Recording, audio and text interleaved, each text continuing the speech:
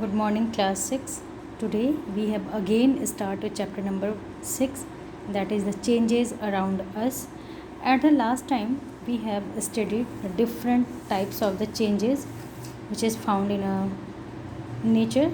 Change in a color, changes in a shape, in a position, seasons, temperatures, size, and the other things. Today we have learned that the states of a matter. Last time we have discussed there are three types of the matters: solid, liquid, and the gas. In our nature we find three forms of a matter: solid, liquid, and the gas. A solid changing to liquid state is called the melting, and a liquid changing to vapor state is called the evaporation, and the vapor changing to liquid state is called the condensation, and the liquid changing to solid state is called the freezing. Again I have repeated: a solid changing to liquid state is called the melting point, a liquid changing to water vapors state is called the evaporation process, and the vapor changing to liquid state is called the condensation, and the last liquid changing to liquid state is called the freezing.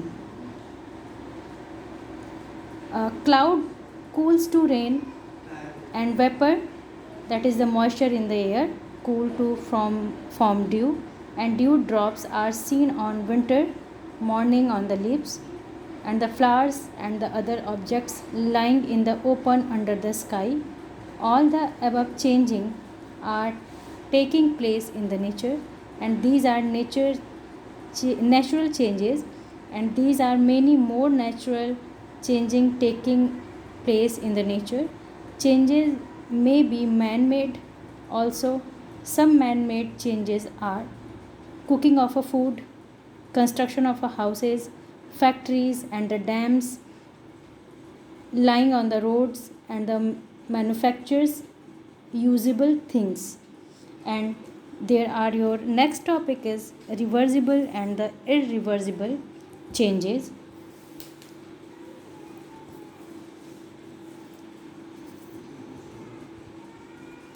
We can say that some groups are changes around us as reversible and irreversible, and the physical and the chemical changes.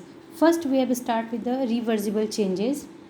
A change that can be reversed to obtain the original substance or materials is called as the reversible change. Again I have repeated: a change that can be reversed to obtain the original substance or materials is called the reversible changes. Examples are: if ice is kept in the open, it melt to become water, and if water is kept in a freezer, it change to the ice. And second example are: if water is boiled in a container, it changes to water vapor. If a lid is held over the water vapor, it condenses to drop of a water. Again I have repeated: a change that can be reversed to obtain the original substance or material is called the reversible changes.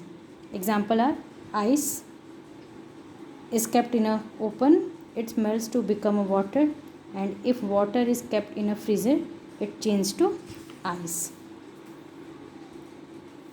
And second one is the irreversible change.